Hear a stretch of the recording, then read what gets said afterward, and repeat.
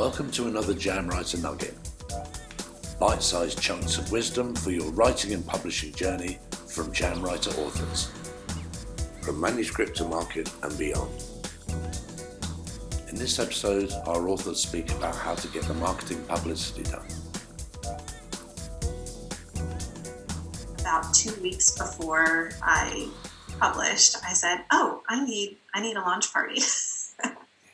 So I didn't give myself much time to actually plan it, but it was really fun. And I went into the different Facebook groups and I just found people who were within the same genres, at least loosely, who might have been interested. And I pulled the people who were active and who were excited. And I made a group that was specifically for them where we sort of bounced off ideas on how we were going to do this. And then I made another group that was a launch party event, basically. Mm-hmm. And we pulled all of our readers together and everybody read, I think everybody had about 20 minutes, and we had a certain chunk of the day where everybody either read a piece of their story or did a Q&A session or, whatever they wanted to do within their 20 minutes. And at the end, they sort of just plugged my book a little bit. See, it's funny because they call this vanity publishing, what I've done with Freeze and using Freeze and Press as opposed to doing it all myself.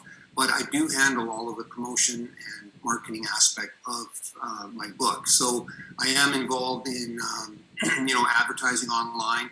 I do consignment deals with book companies, with bookstores rather, to get my book out on the shelf. And I want to do some book signings to start generating interest locally. I have talked to a few papers about maybe getting some, their interest columns in their papers, getting myself in there to help promotion-wise as well. So, and talking to you obviously is a great thing too. So thank you very much for the opportunity. And that's what it's all about. It's just kind of day to day, meeting people, talking about it, having opportunities to express my my book to the world in one way or another. And, if I sell a copy, great. I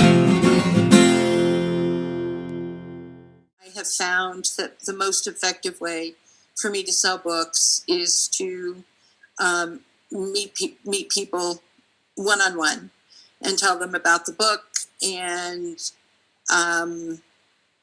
tell them about publishing and tell them about my journey. And people then kind of feel a kinship and they tend to buy.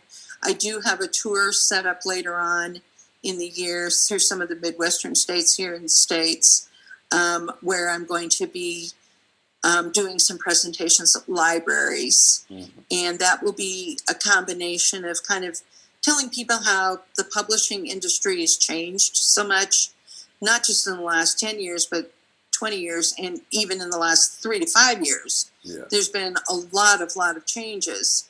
And I think that there's still this misconception out there that you write a book, you submit it, you get this big royalty check, this big advance, and then you're like Flint. You just keep writing, and you live in a nice house and have a yacht and everything's hunky-dory.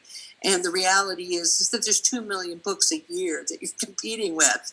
Yeah. And unless you're a well-known name or you've already had big sellers or you're a celebrity, or your chances of getting hit by lightning are probably greater than securing a large publisher contract. Yeah. Not that it doesn't happen, but it's just really, really rare.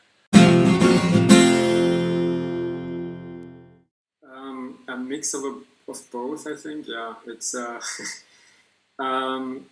also a time-consuming process, and it's important. Audience building is something, that I am not so good at. I've been researching platforms to monetize the work. Like there's Substack, which is more like a newsletter approach, but people have successfully used it for fiction, for example. I've tested Patreon both as a platform and as a WordPress plugin to have locked content on a website that would only be accessible to paying customers. But it always boils down to that you have to build an audience first. Like, none of these platforms work for discovery. Like, you have to invest the time and the money occasionally to build your audience first. I think the problem that a lot of writers have is actually they are relatively, not antisocial deliberately in a negative way, but they are private people. I'm quite a private person, but I know that there are writers who are even more private than myself. Mm. And I think when you're a writer or an author, you have to put yourself out there as well. And that can be difficult. I'm used to it in a business sense, so I don't have a problem. I used to run events, used to run conferences. I'm quite happy with standing up in front of a bunch of people in public and talking about things. What I'm not so happy and confident about is talking about myself. So doing things like this, for example, is a way of trying gently to sort of get more confident, talk about myself, talk about my business, talk about my work, which is great because it's one-to-one. I know other people might watch it in the end, but it's like a soft entry, if you like. Yes. Well, it's interesting you say that because I spent my business career jumping from industry to industry. Mm-hmm. But whenever I did that, I would go into a company where there were people who knew the industry that I could learn from. In this endeavor, I might think of myself as a sole proprietor. I'm somebody who created the business. I'm the production engine, and I'm the head salesman. And there's nobody around to help. So I took some online courses. I talked to as many people as I could. I sort of set up an advisory group and, devised the plan around that. Interestingly, before I even got to that, I spent 3 months reaching out to literary agents.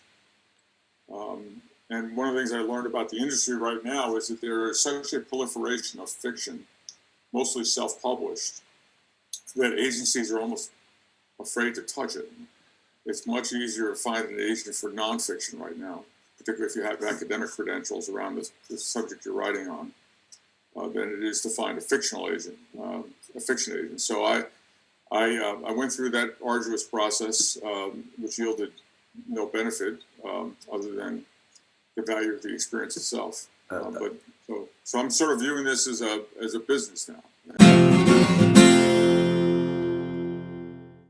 I mean, I consider it your foundation. There is a lot of other moving parts to a successful marketing campaign for indie authors. However, if the cover isn't aligned with the story and your target audience, if it isn't aligning both of those, right, any other marketing efforts are going to be that much more difficult. And so I really consider the cover your foundation of your marketing house. And if it's faulty, if it's off, all other things you try to build on top of it are not going to be as successful. Well, this series I'm working on right now is the first time I've tried the rapid release, which meant I wrote all the books before the third one's still not quite finished, but it's close. It's not coming out till August 16th, so I'm okay on my timeline.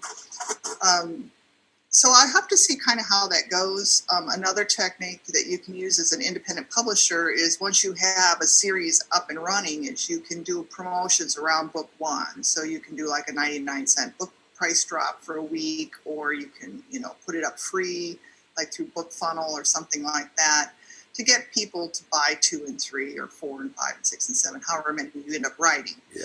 So those are options down the road that I probably will pursue, at least a 99-cent thing to start, because I think that will boost sales for the third book. Mm. And we'll just have to see. I mean, there are creative ways to get yourself in front of readers who never would have heard of you otherwise, and those are 2 ways to do it.